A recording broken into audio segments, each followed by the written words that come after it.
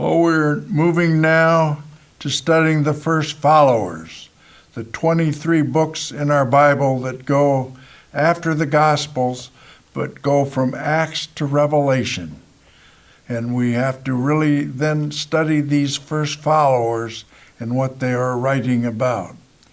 One of the first people to really know well is Paul, because the life of Paul is very, very important for us to grasp, because Paul would become the author of 13 of our books in the New Testament, in the first followers.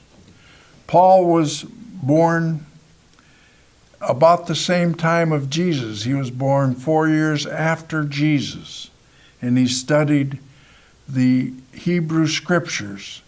And he was a great, great Hebrew scholar.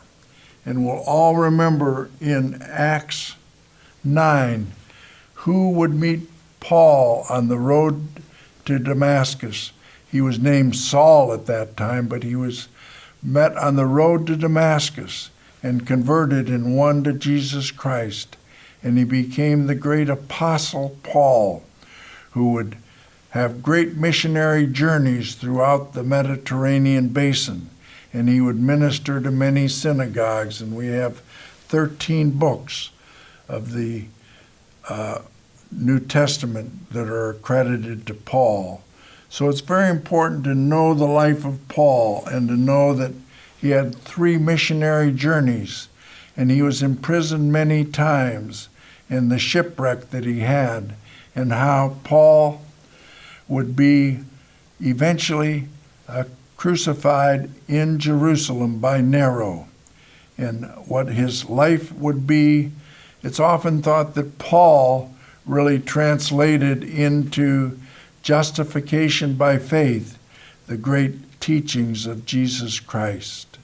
And so we have to really grasp the life of Paul before we begin studying the first followers. And then we have the book of Acts and we have the book of Revelation. I've always seen the book of Acts as really the book of Peter and Paul, because the first chapters of the book of Acts are about Peter. And then from Acts 12 through the conclusion of Acts, it's really the ministry of Paul. Perhaps one of the most important chapters in the book of Acts is the book of Acts 15, and that's known as the Jerusalem Council. That's where Paul and Barnabas came back after their first missionary journey, and they asked the Council of Jerusalem, which was led by Jesus' brother James, is the gospel available for all mankind, or is it just available to the Hebrew synagogues that we're visiting? And Paul and Barnabas got approval of that Jerusalem Council in Acts 15, that the gospel is for all nations and all people. And that is really a turning point in the book of Acts as far as the promulgation of the gospel. Then the book of Revelation is a bit challenging for us in that I think there are perhaps 2 ways to look at the book of Revelations. It's about things to come, or it's a great allegory. And I have often thought of the book of Revelations more as a great allegory and a combination of things to come. I think there are very many complex things in the book of Revelation, how the first few chapters are the letters to the 7 churches of Asia Minor, the 7 trumpets, the various personage events, the 7 bowls, but really the return of Christ in 1,000 years and the Satan being defeated.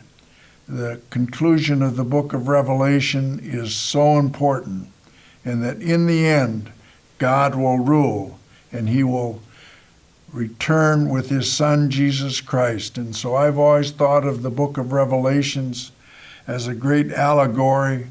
But as far as things to come, the main thing to remember is that in the end, God will conquer the world, and our Son Jesus Christ will come back, and we will all be taken up to be with him in heaven.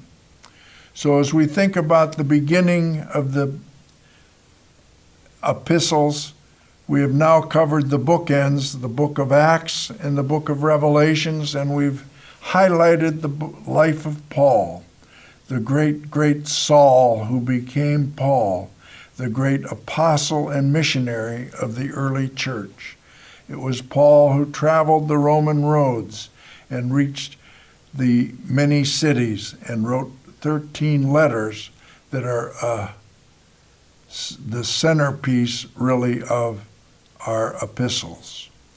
So we now can move into studying the faith as Paul will introduce in the book of Romans and Galatians, his theological books, including 1st and 2nd Corinthians.